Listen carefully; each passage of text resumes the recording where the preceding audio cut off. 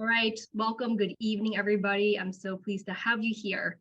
My name is Valerie, and I am the program creator at our wonderful organization, the Canadian Multicultural LEAD Org for Mentoring and Training. I'm also joined by the amazing Wendy Beckles. Hello, Wendy. Wendy is the president and director of this org. She founded it with some amazing women back in 2007, and we're still going strong, supporting youth, adults, and seniors in the community. Today, we have a very special guest, the amazing Dali Perez, and he is going to be sharing his story this evening about how life is a dance, the power of perseverance. When I first met Dali, he is actually, by the way, an alumni of the LEAD program way back then, I think over 10 years ago, Dali? I think so.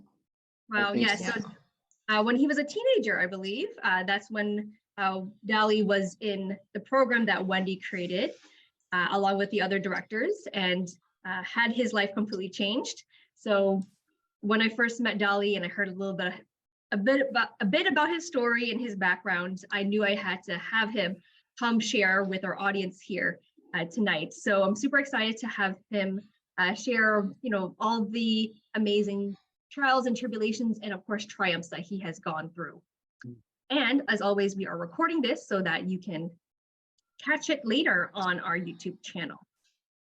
Before we dive into our topic today, I would like to acknowledge the land that we are on. As treaties people on Turtle Island, we are obligated to uphold treaties made from a long time ago. Where I am situated, I would like to acknowledge the traditional territories of the Mississaugas of Scugog Island First Nation, the Mississauga peoples, and the treaty territory of the Chippewas of Georgina Island First Nation. I also want to thank the First Peoples for their ongoing teaching of how we are to learn on the land and from the land in partnership with each other, the animals, and the plants. All right, so quick agenda for this evening. I'll give you information about the LEAD org, about our career confidence chats, our community agreements, then on to the main event with Dali, and we'll also pause so you have a chance to reflect and complete our post-event survey. We'll also gather again and share our #1 takeaways, and then stay tuned for some upcoming events we have with other amazing guest speakers. So about the LEAD org. So we are a charitable nonprofit community organization that provides mentoring and training for youth, adults by assisting them in furthering their education via programs, seminars, workshops, conferences, and meetings, and by helping them access pertinent support groups and resources within the community. Our mission is to give individuals from youth to seniors the support to develop the strategies and tools to create your own success stories. And a little bit about the career confidence chats. Every week at the LEAD org online, we host an event related to career development to help folks from all different generations grow and develop confidently into their careers. And I am your host, Valerie. By profession, I'm a career development practitioner. I'm also the program coordinator here at the LEAD org, and I love helping youth, young adults, and people of all different age ranges really develop the confidence to step forward in their dream careers. And I love doing that through helping you see your unique zones of genius. So a couple of community agreements to adhere to is please be respectful, be authentic, be open, be present, and be active. This will be a really engaging conversation with Dali. And just quickly from the audience, I would love to hear what brings you here. For example, when you read the event description or read Dali's bio, was there something that intrigued you to come? For me personally, like I shared at the beginning, I love hearing people's amazing journeys and stories. And when I heard Dali's, I knew I had to have him on stage here. Sir Colada says, I'm guessing you want to gain career confidence. Excellent. You're in the right place. Hey, what else? Or what are you looking forward to hearing about tonight from Dali? I'll be honest, I was hoping to steal some confidence to instill in some of my international students who've graduated and are struggling. So, Oh, okay, wonderful. You will definitely get that boost this evening. I'll share too. Sure. Dali is a personal friend of mine, and he's one of the best people that I know. So any opportunity that I have to learn from him, I'm here for it. Yes, yes. Amazing. Lots of support for Dali. And Sheila says, looking forward to hearing Dali's story. And I'm struggling a little bit with direction in my career. Okay, came to the right place. And Dali is our dance teacher. And we came to support him with her story. Amazing. Thank you so much, Natalia, for showing up. Awesome. All right, so on to our daily quote. Since Dali's story showcases a lot of perseverance, I thought this would be a perfect quote to share with everyone. Patience, persistence, and perseverance are the keys to success. I'll repeat it. Patience, persistence, and perseverance are the key to success. So what are your thoughts on this quote? What is a showcase? What else would you say are the keys to success? So Emil says this quote showcases the value of perseverance. I agree. Actually, I'm curious to know a little bit more of the audience. And I think we're all going to raise our hands. Who here has faced a situation before where they wanted to give up, maybe throw in the towel, didn't think it was for them anymore? And so what got you through that? Yeah, Carlotta also says planning consistency also contributes greatly to success. What other keys got you through those challenges? I would say that also having a good support system with Oh, family 100%. and friends, that's key.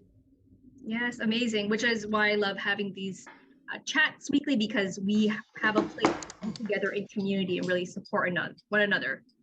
Carlotta says, change in direction got me through it. So sometimes you don't quit, we just need to change the direction we're heading in. And Carlotta agrees, good judgment system. And Sheila says, remembering my why. I think that's really important. Anchor you. Wendy, you had your hand up. Yeah, but the comment was exactly where I was going. I mean, you push and you push as hard as you can, but there are times when you got to realize that this is not the way, and so you got to know when that time comes, right? And so there are times when you got to change direction. There are times when you got to change your friends. You got to change your scenarios, right? But it still takes that patience and persistence, whatever you do. You got to persevere, and it got to be that determination that you find motivation within yourself, right? So, yep. Thank you so much for sharing, Wendy. I love that. And when you said that push and push, it reminds me of like what Dali does as a salsa instructor. You know, life is a dance, right? It's a back and forth. There's an ebb and flow, right? And if it feels so hard and you're pushing our boulder up a hill, right? Maybe we need to think about, this should actually be feeling easy, not like I'm struggling here. So maybe that could also be a sign, like when you shared that. Time to change the sails in the other direction. Welcome, Fatou. All right, and Tony says, taking the time to grieve when something does not go the way you want. Yes, I think that's really important. Every major thing we go through in life requires, some processing time, and that's totally okay. But once you grieve, you get the tears out, you eat the ice cream, however you go, then you can also reset. Awesome. And yes, all of these traits and this kind of attitude is required for job hunting and developing your career. Awesome. So without further ado, I'm going to introduce to you our amazing guest speaker, Dali Perez. So Dali is a civil engineer, entrepreneur, podcaster, and salsa dance instructor. A graduate of Seneca College and Lakehead University, where he earned his diploma and bachelor's of engineering. Dali has been working in the field since 2014 and has had the opportunity to work and learn from multiple different projects and teams. A highly motivated individual who values hard work, leadership, and teamwork, Dali believes that great accomplishments can only be obtained through discipline, determination, and flexibility to adapt to new environments. An avid salsa dancer and instructor, he believes life is a dance full of ebbs and flows that keeps things interesting and adventurous. Dali is an explorer at heart, constantly looking for new experiences and learning opportunities. He can also be found designing and taking on new projects, living his best life, and inspiring others to do so too. Everyone, please welcome the amazing Dali. Hello, everyone, and thank you for having me. Also, happy International Women's Day. I've been actually telling everybody I know all the amazing and strong women in my life, all of these, and that I'm also grateful to have them there, because without you ladies, we're definitely not much on our own. Okay, so let me just gain the access to, or I guess I can just talk to you, Valerie, just to switch slides. Yeah. The way I kind of want to introduce myself quickly is just to give you an idea of who is Dali at the moment, who is the present Dali, and then we'll get into the story of who I was and you know, my journey and how I came to where I am today. So Valerie, if we can just go to the next slide, please. Okay, so right now, who is Dali on a daily basis? Monday to Friday, 7 a.m. to 5 p.m. You can find me, my as my nephew would put it, putting Legos together, but real life Legos. And so I'm a civil engineer. I work for Eastern Construction. I joined this company during the pandemic in 2021. And so over the past 2 years, I've been blessed with the opportunity to oversee a couple of projects and different projects, not only your conventional concrete and steel projects, but also mass timber projects, which is something where the industry is actually moving towards. As a civil or as a field engineer, it's basically my responsibility to do a lot of quality control, making sure that the building is being built according to specs and according to the Canadian Standard Association. And basically that's what I do. I keep track of safety on site. I keep track of manpower, equipment. It's quite a lot, but it's also very engaging and it's something that I really enjoy doing.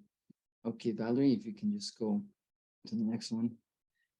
This picture here is a picture of my current job site. So the previous job sites or pictures that you saw were of different projects, but where I was just assisting the main crew. But now I guess the company feels I have enough experience and they have enough confidence in me. And now they actually assign me to my own project with my own team. So this is here at Scarborough. This is a Toronto police station that we're building. And this picture was actually taken today. So that's where my job site and everyday work is. All right, Valerie, if we can just go to the next one, please. All right, outside of work, there's more work. So I am also a salsa dancer, as Valerie mentioned, and three days a week you can find me teaching during the evenings, and during the weekends you can also find me dancing at different events or teaching different events that I co-host. I had the opportunity to last Friday to actually perform to a song of a friend, and it was just beautiful. And I don't know, it was the first time that I was on stage since the pandemic, so it was interesting and it was really good to have that opportunity. But once again, yeah, I really enjoyed the fact that salsa brings a lot of people from very different areas of life in touch, right? So I'm able to meet all these people, get or become friends with them and learn from what it is that they do, the different ideas that they have, the different paths and their journeys, because these people are just from everywhere. And Valerie, if we can just go to the next one. Another thing that I do, as Valerie mentioned, is I'm also an entrepreneur. So during the time when I'm not dancing and during the times when I'm not working, I'm actually looking for projects. And so, for example, in the top left picture, you see me there with my dad in a house that we own in Mexico, and we have to fix and we have to he's an architect and I'm an engineer. So I guess it was just natural that at some point we were going to be doing things together. Below that picture, is a picture of me during my last trip to Mexico. I went to check out a bamboo farm because I believe that bamboo is the future, and it's a material that will help us with a lot of the issues that we have in terms of sustainability. And I would love to start investing in that. And then on the right side, you can see me with a group of musicians because I also organize events. And then below that is just a regular social that I co-host every 2 Sundays a month. All right, so that's in a very condensed nutshell this is me. This is what I do on a daily basis, on a week by week basis. And yeah, let's start with Valerie. Leave. Okay, well, thank you so much, Dali, for giving us an overview of all the amazing, wonderful things that you do. Now I'd like to wind it a little bit back in time to the younger version of Dali and all the events in life that led you to this point. So Dali, could you tell us a little bit more of your humble beginnings, where you came from, what led you to coming to Canada? Why don't we start there? Yeah, absolutely. So I came to Canada in September of 2009, and our situation back home was not the best. My mom and our family came into not a dangerous situation, so we had to flee Mexico. So we came to Canada as refugees, and it was a shock because yes, we knew that we were gonna be safer here, but we also didn't know what was the cost of safety, right? And the cost of safety was to leave behind family and friends, and for a period of time where we didn't know. But anyway, we were here, we were safe, and then a different type of work began, which was adapting to this culture, adapting to the fact that Toronto is such a multicultural place, and suddenly my values and my cultural habits had to adjust, because not everybody kisses on the cheek whenever we meet, not everybody hugs, right? Everything was different, so I needed to adapt and to learn from people. And then of course the language barrier. When we came, my English wasn't really good at all, or it wasn't there. Actually, it was very basic, less than basic. And so at times I would feel discouraged because I couldn't communicate with people, and I couldn't make points across or communicate clearly. So it was very frustrating most of the time. And another thing is, upon arrival, and when I did the assessment test to see where it is that I needed to be in high school, they tell me, okay, your English skills are not good, your academic skills are not good either, because I was not very studious person back then. So you need to start at a grade 10. And I came when I was 18, almost turning 19, and that was another blow, right? Because I kind of was ready to begin with different stage of my life, and then suddenly they tell me, okay, no, you have to backtrack, and you have to begin or start doing something that you already went through. So that was very discouraging as well. So much so that at some point, after 2 years of high school, I was just ready to give up and to actually drop out of high school. Back in Mexico, I had actually dropped out of high school, although my dad always kept telling me that education was important. I was a teenager. Of course, I didn't listen to my parents. And so that's when the LEAD organization and Wendy Beckles comes in, because through school, one of my teachers actually kind of like noticed maybe this change in attitude towards school, and maybe she noticed that I wasn't the same Dali who is enthusiastic and eager to learn.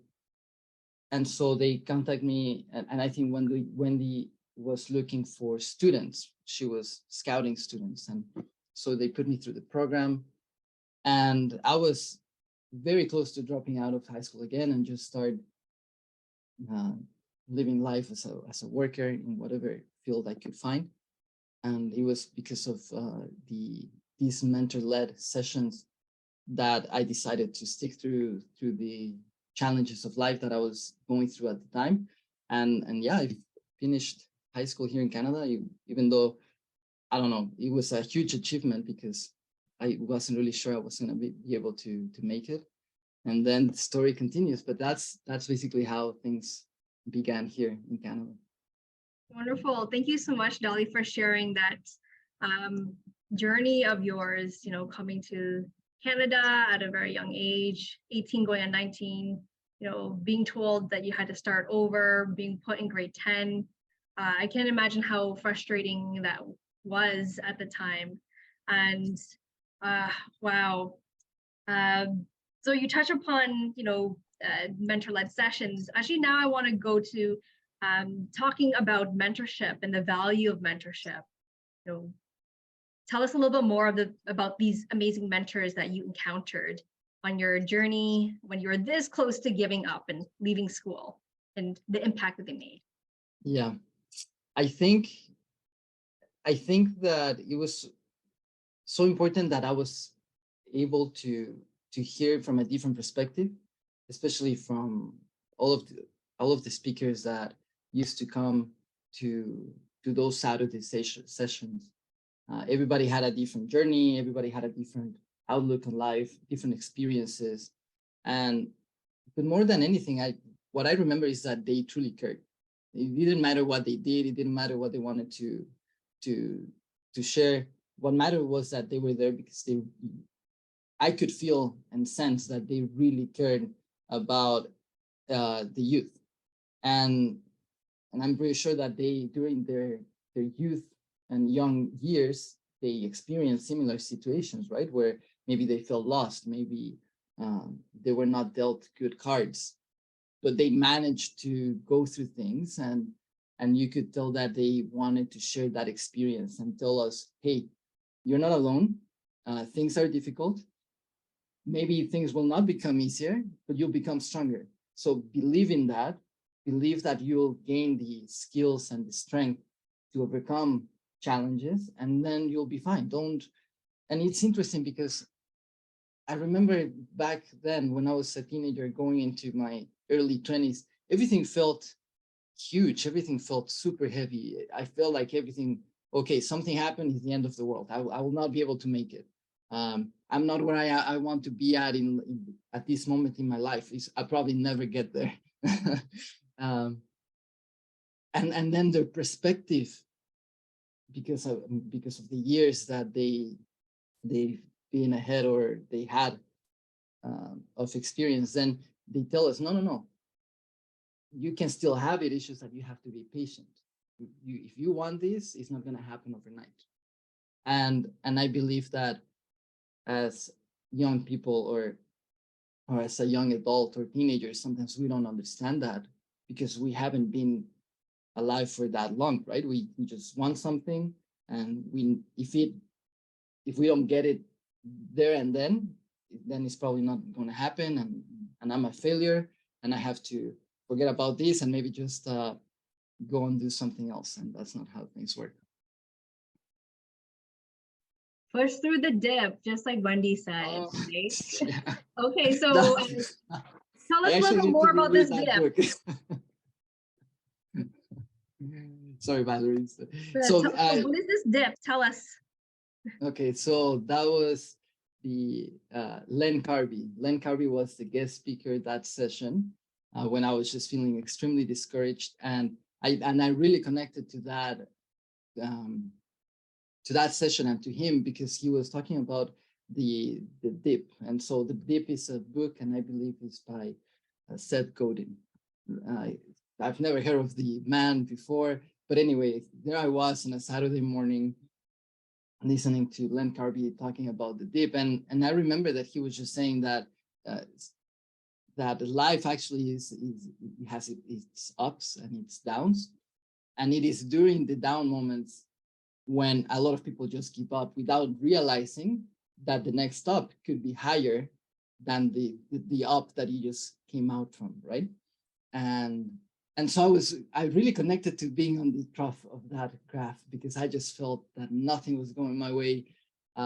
Just like you were mentioning, Valerie, I felt extremely frustrated by the fact that I was 20, 21, and I was in high school. My friends were about to finish their careers, their university sessions, and I'm here stuck in a new country where I don't speak the language, where I don't feel at home. Everything I knew and everyone I loved and cared for is far away. And so I feel I'm here, I'm down, I'm low, and I'm ready to quit. I'm ready to quit everything because nothing is going as I imagined. And so then Len Carvey was just telling us, don't, you have to push through the dip, and believe and trust that if you get through this, then you'll see that little by little the graph keeps going up and keeps going up, right? The lows will not be as low anymore, but the highs will be way higher each time. And I, for some reason, something within me really wanted to and really believed that. And because of that session and because of that message that he shared, I did not drop out of school, and I continued with it. And right now, I think that that's something that I use and apply now on during life, because nothing is always just going up. And even right now, at this point in my life, I feel like I'm again in that little trough. I'm experiencing some hardships and challenges, and I have to remind myself that, hey, it's just temporary. This is not going to last forever. So just keep going. Yeah, that's the and Wendy, every time you see me, Wendy, you remember that. Wonderful. Well, thanks so much for sharing that a really encouraging message of pushing through the dip. I think what really stood out to me in that message was that, you know, there will always be dips, but as we grow, we get stronger, gain more wisdom and discernment, more maturity. The dips aren't as deep and low, but the highs get higher. Oh, that's a huge plus. Yeah. And so with that, I also want to touch upon what we were talking about earlier about patience. You know, we talked about how we live in a very fast-paced society, Yes. and how we want everything to be instantaneous, right? We get impatient, and sometimes that discourages us from continuing. So would love to hear your thoughts on patience in the journey. Yes, I believe that, and many of us will probably connect or feel related to this, is that sometimes we're very impatient people, and if we want something and we don't get it within a few weeks or on the first try, that has happened to me so many times, where I want to accomplish something, or I have an idea and then I put it out there and boom, it didn't work. And suddenly we believe that then, okay, it's not going to work. Forget about it, just move on. But being patient, or patience, is such a so key to being successful, because nothing happens overnight. And nothing of great value will ever happen quickly. It has to be built. And I was telling Valerie before we started before everybody started joining in, is that I think that the way I look at things now, in terms of time and being patient, changed when I started working in construction full time, because I learned that when we're building, we talk about years. A building doesn't get built in a week. It has a process, right? And sometimes that process lasts more than 5 years, 10 years, depending on the project. And so it's so key to keep that perspective in mind. What it is that you want to build. Is it a small house? Okay, a small house it's going to be easier just because it's a 2-story structure. But you want to build a hospital that is more complex. Well, it's going to take you 7 years. It's going to take you 8 years, and it's going to take more effort if you want to stay on schedule, right? So something that I've learned about being here or about being a civil engineer is that things take time. And if you don't prepare, and if you don't prepare to get them going, and if you're not planning constantly, if you're not pushing constantly the bar or the schedule, then you'll never get to the point where you'll enjoy of that building, of that road, that bridge, whatever it is that you're building. So yeah, patience is key. I love it. That was such an excellent metaphor for life. I love how that you combine the work that you do as a civil engineer, and you've done it yourself. You've been on the sites, you've seen all the work that goes in and how much time and even years to complete. And I love how that you've applied that philosophy to your life. So Yes. in addition to patience, we talked about earlier, patience, persevering being a key to success. What's another key to success you would say is really important to this journey and dance of life? Oof. There are many, many, many things that are important. But I definitely think that having a group of people who believe in you is really important too. And unfortunately, sometimes we don't have the luxury of that, right? And I remember because it happened, it actually has happened to me.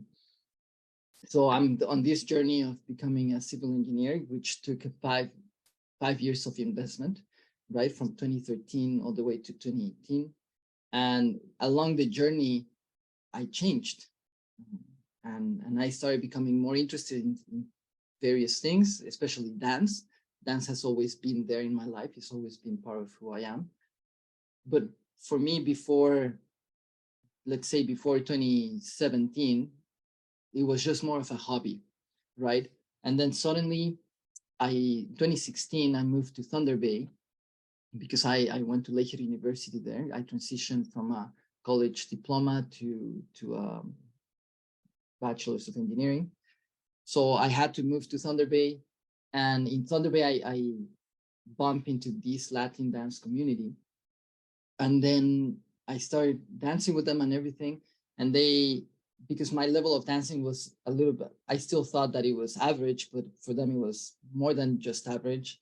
That's the place where I actually started teaching dancing for actually more of a work, right? And they start asking me for private lessons, and they start asking me to do this and that.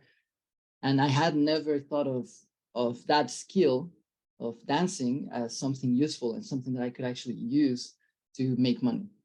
Never thought about it. I just always thought that dancing was something that you do on a Friday night with your friends, or a Saturday, family reunion, and then you go home and you continue living your life.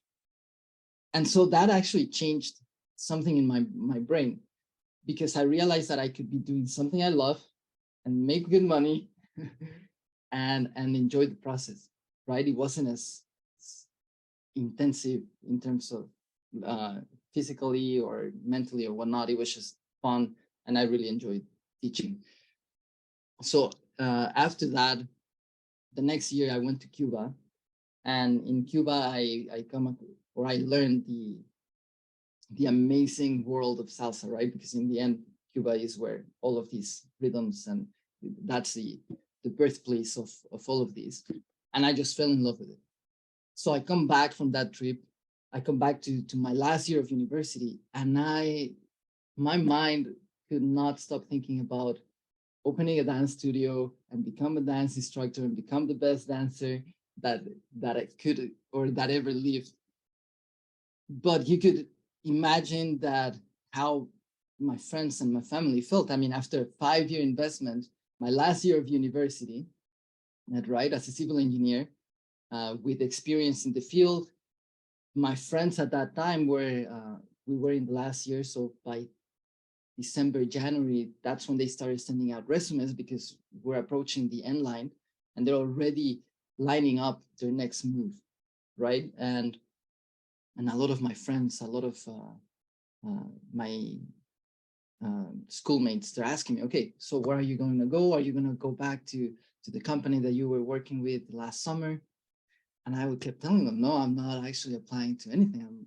I want to give myself the opportunity to pursue something that I discovered along the way, and that is igniting my being. Everything I am is on fire every time I dance. And anyway, I actually wanted to stop that last year. I said, you know what, it's probably not worth it. I will not finish university. I'll just start dancing. But then I'm glad that the more logical part of me said, no, it's just one more year, finish it. And then you finish what you started. That was my conversation, I remember. Finish what you started. And the deal is that once you do that, then we'll allow ourselves to explore this. And that was the deal I made with myself. So I finished my career. I graduated, I got the degree. Then I came back from Thunder Bay to Toronto to live with my mom, because of course I was starting a whole new career. So the income wasn't there. And my mother and my family were not happy. They thought it was, I don't know, that I had lost my mind somewhere in Thunder Bay, that I lost it in the bushes somewhere, because I have everything now to start a completely different life, and yet I was completely giving that up to follow a dream. And during that time, I didn't feel very supported by, and not too many people could understand why I was doing that. Not friends, and not too many family members. But something inside of me just felt that I needed to pursue these, and that it felt right, that it didn't matter the status of being an engineer didn't matter, the income didn't matter. All that mattered to me at that moment was the fact that I just felt drawn to doing this. And so anyway, I did have at least one or two very good friends who knew me, and many times, like at least 2 or 3 times, they stopped me from giving up on my dance dream to go back to the safety net, which was engineering, because I was several times I was very close to just giving up on the dance dream, because it was just too hard. It was too hard to break ground in a city that is so competitive, especially because nobody knew me. I was a new guy, and I was a new guy starting from the bottom, right? So, and I'm very grateful to those friends who told me, no, you're not giving up. If you need money, I'm here for you. I'll lend you the money, and then you can pay me back at some point, but do not give on your dreams, because the time will come when you will regret it. And then by then you will not be able to do anything about that. So a good support system is key to finding success in the things that you truly want. Wonderful. Thank you so much for sharing. I'm very thankful to those amazing friends that you had as well, who continued to really hone and encourage you not to give up on your dreams. And wow, it's hard to believe that once upon a time you were like, like trying to break ground, because wow, it's like, it's amazing to see where your career has gone, not only as a civil engineer, but also, being well known in the dance community as this expert, sought after dance instructor. So it's really incredible. Love it. So now we have a little bit of time to hear from the audience. Actually, I'm going to go to Wendy first, and then we'll go over to Tony. So over to you, Wendy. All right. So, Dali, thank you so much for sharing. You're always such an inspiration. And as you were talking, I kind of wrote a question down. We talked about perseverance, talked about patience. You talked about your dream and following your passion. But the question I have for you is, you said that you're now on a project where they have given you the opportunity to run your project. So you are leading your own team. And I look at you and you're just so young. And so I'm thinking, man, you must have some tough cookies working this job site with you. So I'm going to ask you the question, as a leader, how do you command the respect of the people on your team? What do you do to command that respect as a leader? That is a very good question, Wendy, because in the construction industry, that is hard. No matter how many years of experience you've been leading teams, it's always hard because there's always people who believe that they know more than you, and they do, right? There's more people. There's a lot of people in the industry that know a lot more than I know. One thing is that I always try to connect with people at a human being level, which is, hey, I'll respect you because you are my peer. It doesn't matter where you come from. It doesn't matter your life experience. It doesn't matter anything. To me, really, nothing matters. We connect, we understand each other. We may have different views on how things may be done, but I also try to learn from them, right? Because many of these men and workers, because there's also women in construction, but many of these people in construction, they've been in the field for longer than I have, and that is the hard part that I need to always navigate, right? Because sometimes I am the field engineer, and sometimes they're the foreman, and my level of experience is nothing compared to somebody who has been working for 30 years in the industry, and yet they still have to follow what I say, because of course I also have my superiors, and we have our team, and I have to communicate the plan to them. And luckily, I've been able to connect with people and with workers on that way. So once they know that I respect them, no matter how they treat me, no matter what they think of me, I will always be respectful to people. And I've sensed that they actually start warming up to me, especially those tough cookies that you mentioned, Wendy. Once they see that, they warm up, and then they start treating me with equal respect, and then they know that in the end we're working together. This is teamwork. Although yes, of course, there's always no, my company did not do this, it was your company, and there's always those arguments. But in the end, the goal is the same. The goal is to build and to finish the building within the budget, within schedule, so that the client can have the building and people can actually use it, right? So yeah, that respect, and also by being willing to walk the extra mile, being willing to really know and learn what we need to do, because something that really frustrates people anywhere is when people are not willing to actually do the work that they're supposed to do, and yet they're trying to command and lead those people. It doesn't work that way. Thanks, Dali. You're Good. welcome. Wonderful. Thank you, Wendy. That was an excellent question. And Dali, I loved what you shared. Really amazing career guidance. And now over to Tony for your question. Thanks, Dali. Thank you. I really appreciate your story. I'm curious of whether your thoughts on whether because you've allowed your passion to follow your passion and your joy, whether that's helped you in your development in your other career path. And I guess what I'm trying to figure out is whether because you had that joy in your life, whether the joy of finding a career as a civil engineering would look different. I often think of my students and my graduates and think in terms of what are you passionate about, and you can still find joy in life and be successful and still earn a paycheck from your normal 9-to-5 job. So I'm just curious of your thoughts of whether you've allowed or had any thoughts about your civil job being spurred at least by your passion as well.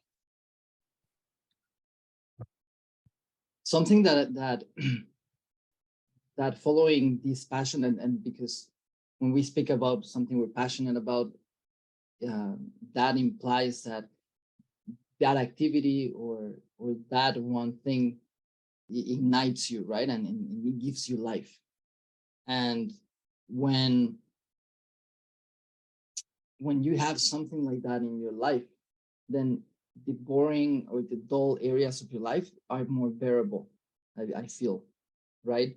Now, I'm not, and people always ask me this, oh, how come you want to be a salsa instructor or a dance instructor or a dancer? Is it not that you didn't like your career? They always assume that I did not like civil engineering. But, and that has never been true.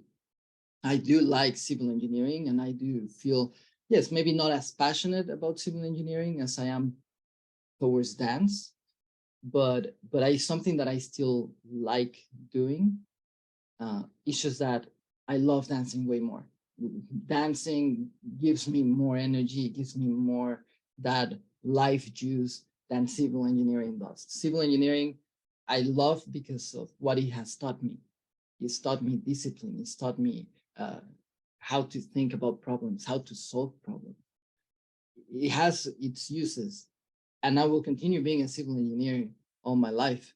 But dance allows me to do the other things, right? Being maybe more artistic. I have always been more of a sporty person, more of an artistic person because of my upbringing. And dance encompasses everything: music, movement. It keeps me healthy. Everything, and I really enjoy it. I really connect to it. So something that I really think has happened with me is that because of my personality, I wouldn't do something for a very long time if I didn't enjoy it. When I was finishing high school, I remember actually when the remind me of your husband. I think it's William as well. No, Mark. Mark, yeah, Mark Mark. Beckles, yes. Yeah. So Mark, I think I cannot remember how it happened, but I was connected to a job through RBC after the LEAD organization program, because I felt that I wanted to go into business, and I just couldn't take it, and I said, no, this is not for me. Banks are not my type of organization. Let me just move out of here, and let me just continue exploring what it is that I like. So something that I really go by is that if this is something that you don't love, then go and find that, because I'm not willing to do something that I don't love for a very long period of time. Love it. Thank you so much, Dolly, for sharing. That, especially that last piece. If it's not what you love, then go and find it, right? So Yes. that's an amazing reminder to us all not to settle in life, right? Because you might think, oh, well, this must be as good as it gets, or what if there's nothing else out there? So just a word of encouragement to anyone who maybe you're in that dip, maybe in that place where it's not where you're loving it. There's something out there that perhaps you will love. And also those times that we are in the dip, they're also very character building, right? And Dali, I also loved how you shared that, as a civil engineer, how much has taught you in terms of like problem solving, how to think critically. And I love that, you have the duality of dance as well. And it shows, I don't think we have to choose either or. Like you said, people often assume, oh, so you decide to leave civil engineering to do salsa. You're like, no, I do both. It's because it's all of me. It's all under the umbrella of Dolly, right? It's just one of the many different facets of who you are. So I think your career in wholeness and totality, it really shows that we can have very holistic careers. We don't have to just choose one or the other. Yes.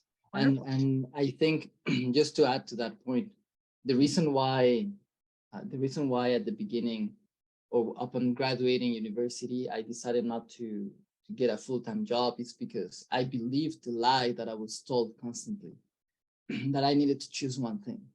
That if, and maybe it was a lie that I also told myself, because at that point in time, I was traveling a little bit more. I was going back and forth between Thunder Bay and Toronto, Cuba, because Cuba is where I used to to learn.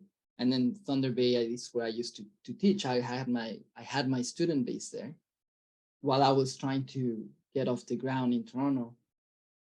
And so I told myself that no, if and also because work in the construction industry is very demanding, right? You start very early. Normally you're on site at 6:45, 6:30, and then you don't leave until like 5. If things go well. If they don't go well, then probably you're getting home a little bit later. But it was, so that's the reason why I didn't want to find a job as a civil engineer full time, because I knew that it was going to consume all of that time. And I needed that time to keep training, and I needed that time to keep building my dance skills to a point where I could just really just make an income, full-time income from that. And it was happening, right? After 2 years, I graduated university in 2018, and from 2018 until the pandemic, I was hard at work. I was using the skills that university had given me of consistency and hard work and being there all the time, planning and scheduling your week and your month. And I remember feeling, okay, yes, I think this is actually taking off. I think things are happening. People were paying attention to what I was doing, because not only of my classes, but I was also organizing events. I was organizing a trip to Cuba because a lot of my students were asking, oh, where is it that you're learning to dance? Or they used to see that I used to be in Cuba a lot. So they started asking me or telling me, hey, next time you go to Cuba, let me know. I would like to come with you. And of course, you don't have to ask me twice to to give you a product. And I said, okay, let's do this. I'm going to organize a trip to Cuba. And so we organized it. A friend of mine and we organized the trip. And the whole idea was that I was going to take a bunch of my students with me to Cuba. And then I would, of course, gonna kind of be their tour guide, but take them to take classes with some of the people that I'm learning from. And that trip was supposed to happen, I believe it was like March of 2020, right?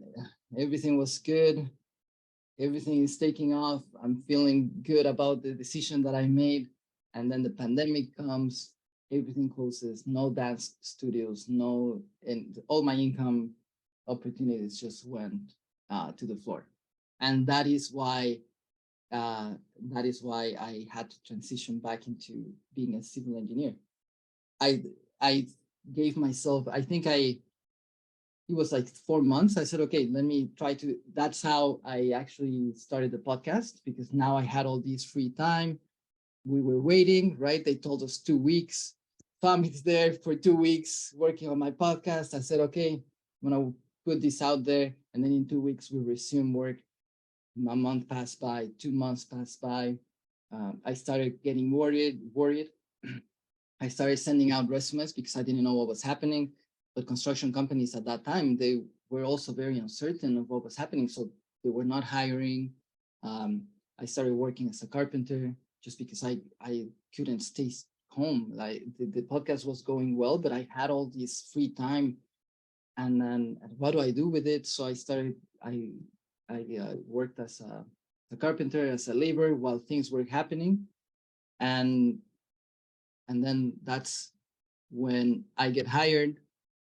Luckily, I found a company that is flexible in terms of they're not very demanding. And then I figure out that, okay, this is my schedule. They're respecting my schedule. They're respecting the fact that I have a private life. Let me use the time off work to continue building the dance career. And ever since, I've been actually managing both. It does take a lot of work. It does take a lot of time. I don't watch TV. Clearly, there's no time for that. But I do enjoy the things that I'm doing. I love it, Dali. And if you wouldn't mind sharing, what is the name of your podcast? Yes, so Where can we find it? although it's not very active lately, it's called Dance Cultura. Just like that, Dance Cultura. And we did, I think, 10 episodes. And then we started getting busy. I got the job as an engineer, and then that kind of like dwindled, went back to the back burner. But at some point, I'm thinking of retaking that podcast because it was just such a cool way of meeting people, and also of meeting some of the people that I look up to in the industry. It gave me that ability to talk to them one-on-one and ask them about their journeys. And the common theme is that it's never easy to achieve your dreams, to live your dreams. It will never be easy. And these are people that are amazing dancers, that are at a level where I wish I could be, and that I'm working towards. So once again, they're becoming my mentors, right? So at some point, I'll be starting that podcast again. Well, it's awesome. I can't wait to listen to it. And I love how you created an opportunity for yourself, like during the pandemic. And I think during the pandemic, a lot of people started podcasts, entrepreneurial ventures. I was one of those people as well. And yeah, though I just love your entrepreneurial mind, how you saw these opportunities. And if you didn't see that, you created it. And that podcast really became a way for you to connect with those people that you really admired and receive mentorship from them as well, and share that with the world. So I think that's really amazing. Right. So now we're at the hour. So just being mindful of time, we're going to take a little pause right now to do our post-event survey. I would love to hear from everybody how the event went for you, what new insights and inspiration you picked up. Please include a sentence or two for our amazing speaker, Dali. Love to hear your testimonial about how you found his speaking, which was very excellent. I'm going to share the link in just a moment. And for those who prefer to use their phones to fill out their survey, I'm going to share the screen shortly. That way you can use our QR code. So we'll take a few moments break, like a little commercial break, to fill this out. And then we're going to come back together and share those takeaways.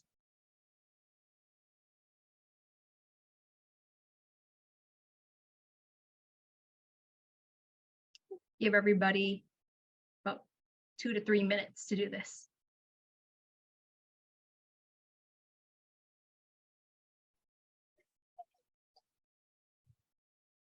All right, so Carlotta shares that her number one takeaway is to have an outlet and have more than one interest.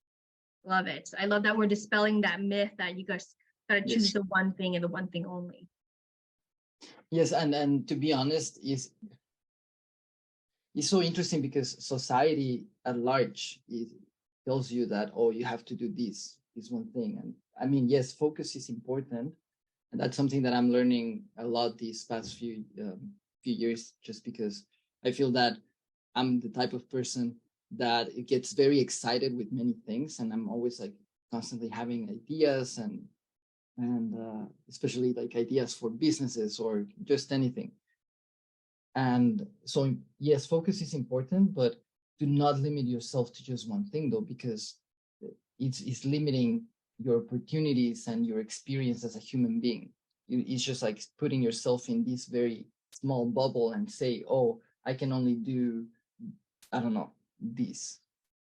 But human beings were very complex creatures, and I'm pretty sure that most people have more than just one interest, right? So follow those interests and find out how far they'll take you and how much you enjoy the process of that. And then that's how you find that passion. Sometimes we feel that, oh, we need to feel passionate and on fire about this one thing, but that's even passions take time and effort to develop.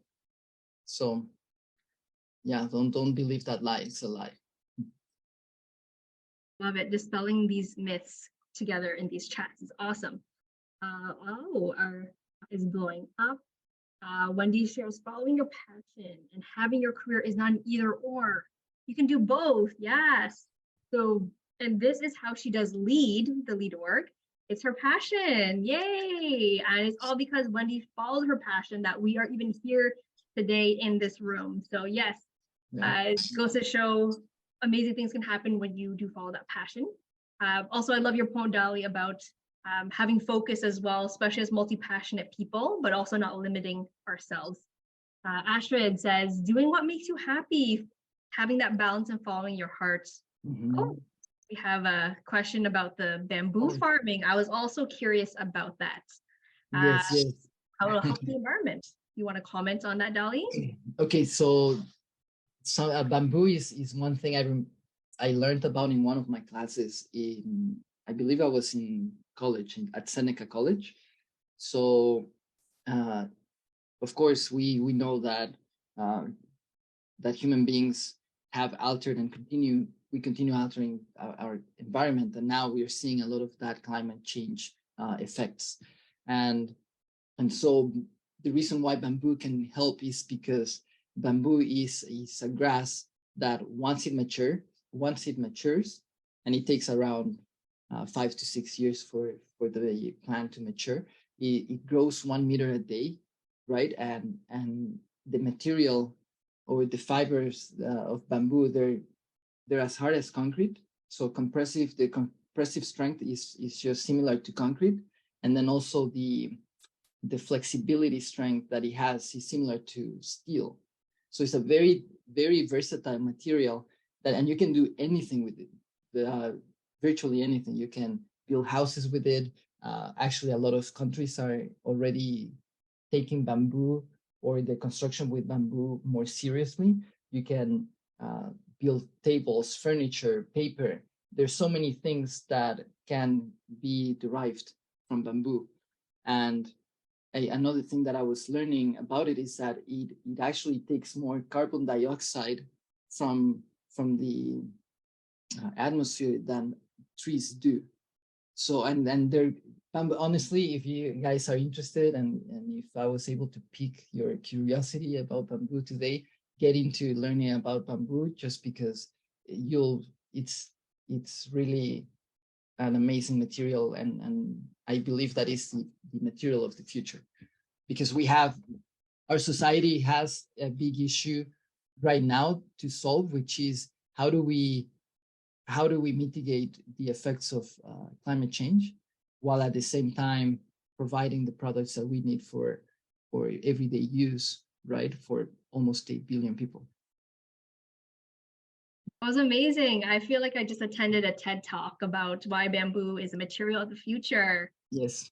Wow, amazing. Yes, and it is a really amazing renewable resource with so many versatile uses, like bamboo bed sheets, for example, bamboo clothes.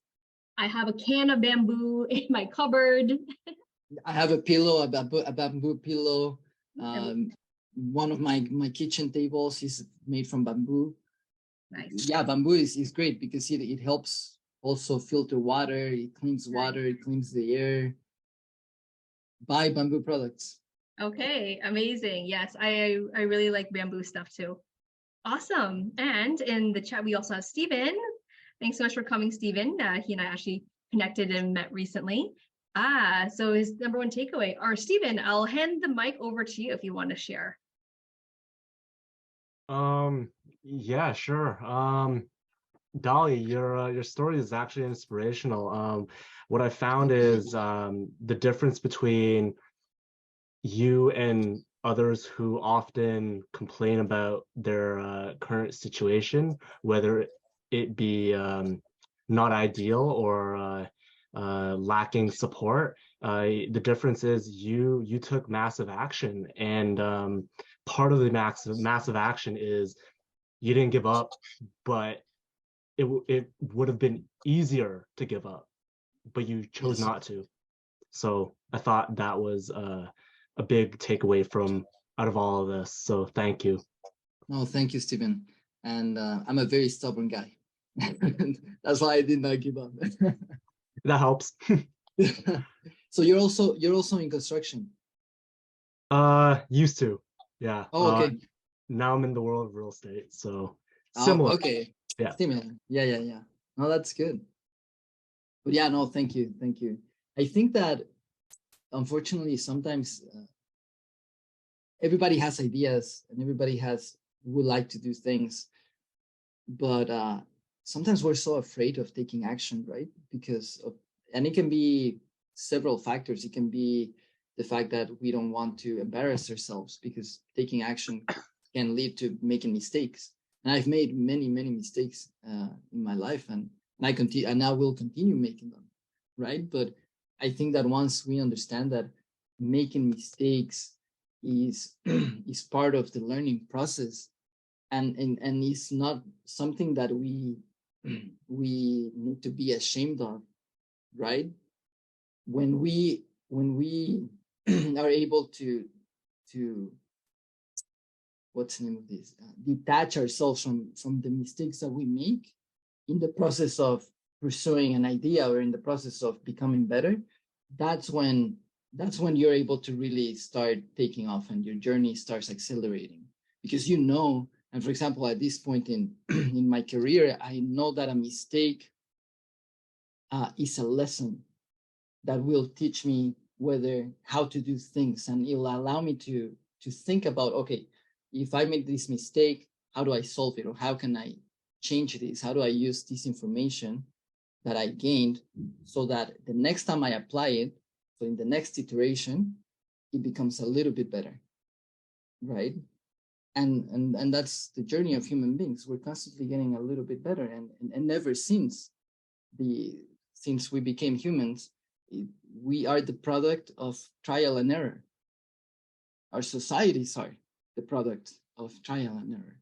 Our cities, our technology, nothing just came up and we suddenly said, oh yes, we have it on the first try, boom. No. How many people died in the process of that trial and error? We don't know, but we are the product of trial and error. And just a quick shout out to my mother who just joined on this International Women's Day. My mother just joined this conversation. So yeah, it's just important to have that perspective, that nothing is going to be perfect or right on the spot on the first try. You know, Dali, that in and of itself, that statement for me is inspirational, right? Because I'm in that crux of my life where I'm debating whether I want to start a business or whether I want to keep cautious and keep doing what I'm doing, right? But hearing that coming from, a young person who took the risks and, is looking at it from, did you have the supports in your life to pursue what you wanted to do and have something to fall back on, right? So, I really appreciate your words. I really appreciate the fact that you've talked about your passions and the people that you've relied on. That's good. And, maybe it'll kick my butt a little bit to say, heck with it. I'm just going to take the risk, right? So, thank you for those comments. I appreciate it. Thank you, Tony. Thank you. Life with no risks is not as interesting. And I mean, at times I do take too many risks, and I get bit because of that. But go do it. Go do it, honestly. Wow, love it. Thank you so much, Stephen and Tony, for sharing. Are there any other shares? We'd love to hear more from the audience. Kamani, I see you unmuted. Kamani, over to you. We'd love to hear what you took away.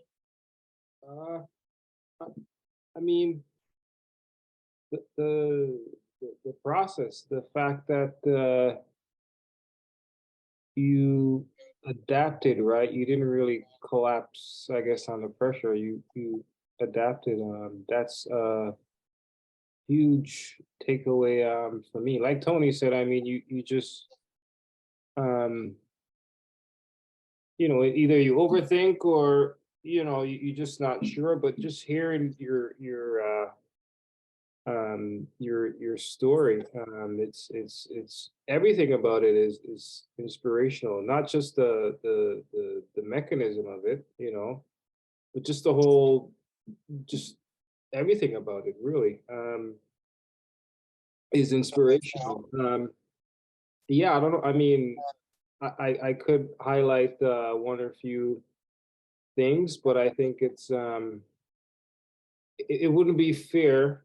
I'm taking the whole picture. It's kind of working internally. Sometimes you need to hear it. I mean, we kind of focus on the, you know, the nitty gritty of this 2+2 thing, but that's just the math calculation. But just to hear it, forget math and everything. Just hearing it. I mean, you know, that's what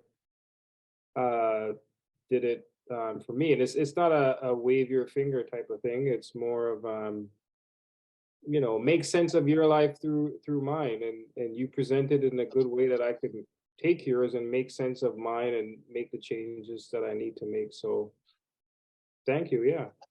Thank you, Kimani. Thank you. And guys, I'm pretty sure, hopefully Valerie can share my contact information or how you find me either on Facebook or Instagram. And if please feel free to reach out at any given time, because now I'm here and luckily I'm in a position where I can start giving back, right? I took from the LEAD organization and from Wendy and the organizers of this amazing program. At that time, I needed it. I needed to take all that information. I needed to take all the support to get through my challenges, to gain the skills and the mindset of saying, hey, yes, life is hard. And I remember, Wendy, those sessions were really eye-opening, because up until that point, I don't think I had ever been exposed to a group of people, and 4 women that were just real about life. They would just really tell you, hey, at some point life is going to become difficult. How are you going to deal with that? Because as a child, as a teenager, many times we are very protected, right? We are in these little bubbles of protections from our families, which is great, but at some point you have to get out of that little bubble and go on your own journey and discover who you are in that process, and go through challenges and go through. I remember very clearly, Wendy, at some point you said, okay, so let's talk about money. So where is money coming from?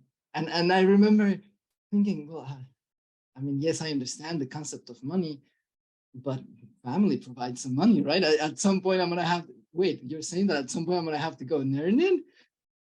I never signed up for that. And we don't. But it's how you prepare for those moments, right?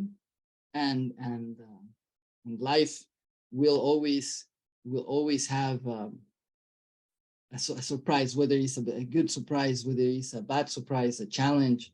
I've had to deal with the loss of loved ones, people who meant so much to me, and suddenly they're gone, and suddenly the idea or the thought that you could see them again is no longer there. How do you deal with that? How do you deal with the fact that maybe you get in an accident and your life changes, and the plans that you had for your future suddenly are not achievable anymore, not because of you, but because your circumstances change? Are you going to allow that circumstance to completely destroy the remaining parts of you? Or are you going to rebuild yourself, reinvent yourself, and then continue going, right? It's all about how you look at life and how you want to deal with the punches. So inspirational. Thank you so much, Dali, for sharing. Lots of hearts and claps for you. Wow. I think we can go on and on, that's for sure. Loved this session. We have some other amazing shares in the chat. I just one more. Emil, would you like to share? You're very inspired to hear Dali's story. Unmute myself here. I think I'm unmuted. Okay. Yeah, well done, Dali. Thank you. I've worked in a reception center in Toronto, and I know how challenging it is when you get told that, well, you got to start with grade 10 English, and you say, what? Yeah. So congratulations on that. That was, I'm sure, a difficult obstacle to deal with. And Yes. I'm so impressed that now you have completed a degree in engineering. Thank You you. are a successful leader in salsa dance, and that's wonderful. That you're living life to the fullest. Yes. It doesn't get any better than that. I hope it does, but but at the moment it's really as good as it gets right now. Great. Thank you. Thank you, Emil. Thank you. It's awesome. Thank you for sharing, Emil. And Emil actually formerly worked in the Toronto District School Board, the education system. So that's why you mentioned, I think, being in the reception center and needing to tell students the news. Yeah. Yeah. It's He's the one that's breaking the news, but also building them back up as a guidance counselor and a career coach. And Marcia, hello, Marcia, says this is so very inspiring. I agree. Being open to follow your heart and pursue your dreams, great courage. You really inspired us all tonight, Dali, with your courage, your tenacity, your persistence and perseverance.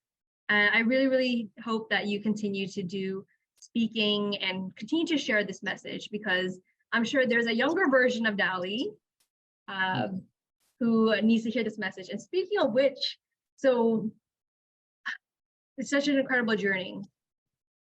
What would you say to the younger Dali, or what would the younger Dali, you think, what would he say? If he saw where you are now, would he believe it? Love to hear more.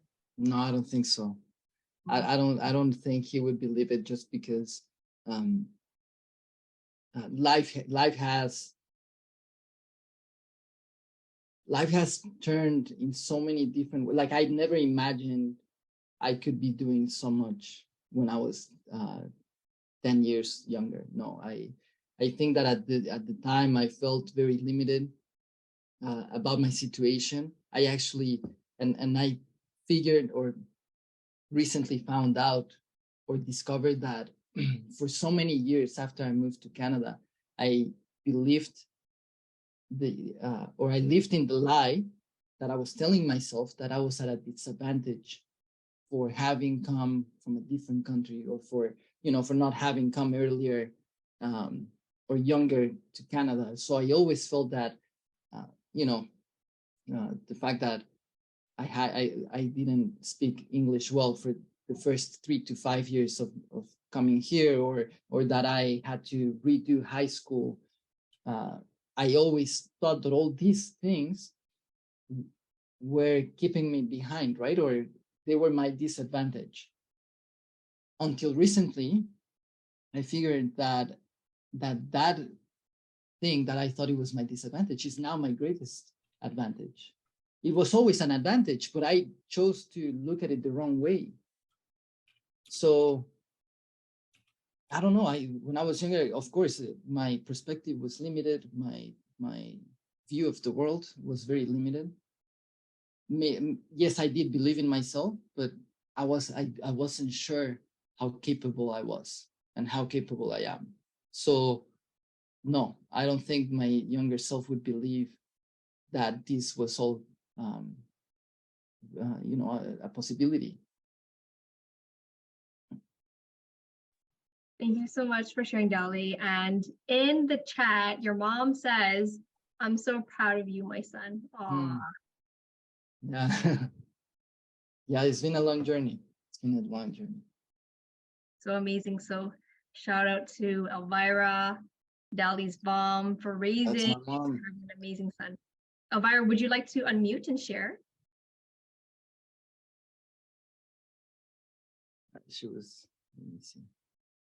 Hello. Oh, there she is. Hi, guys. Oh. Yes, I am Elvira. I am Dali's mom. My mother. And as he said, it was a very long journey for us. All together, we came to Canada. We decided to come to Canada. But I knew that the change for my sons will be very difficult. It was not very easy for them. But I want to give them a better life with a lot of opportunities. And Dali is a big example for me because he ¿cómo se dice? Rebasó mis expectativas, Dali. She says that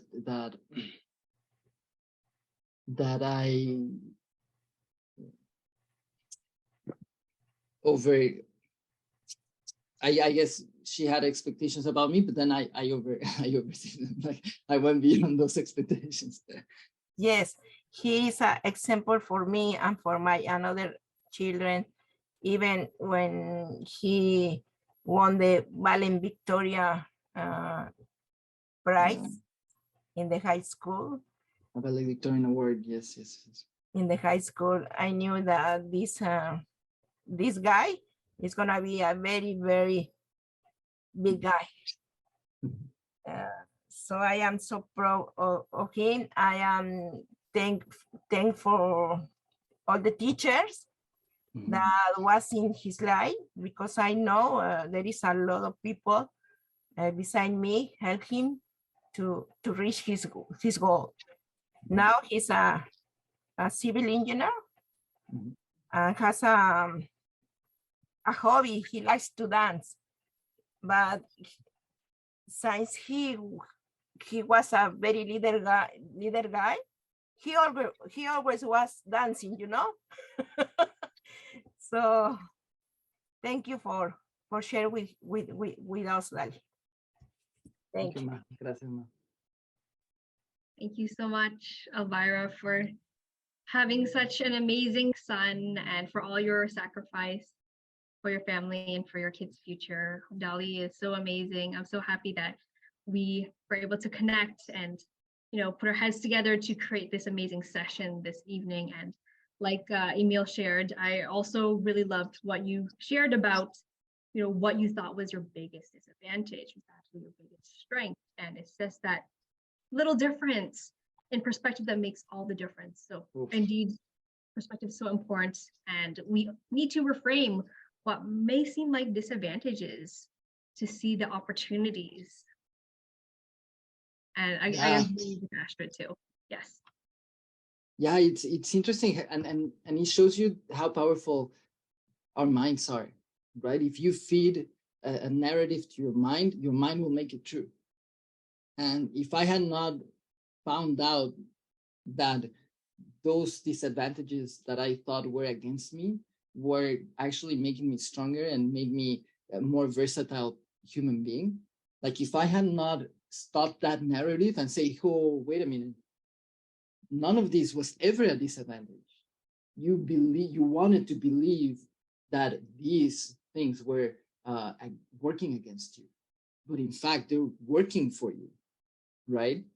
If I had not changed that thought, I would still continue believing that I'm at a disadvantage, that I'm less than I am.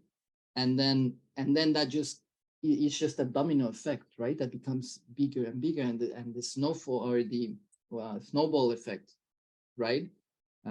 So it is important to sometimes, and that's why it's so important to have people with different life experiences around you, because then they can share with you, and maybe they can open your eyes to a different view of where you are at, right? And I'm so lucky to, I am very lucky to have a lot of friends and amazing friends.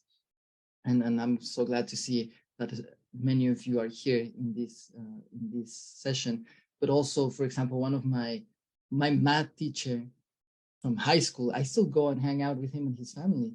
And the reason why is because I remember when I was going through all those troubles, and he was always there.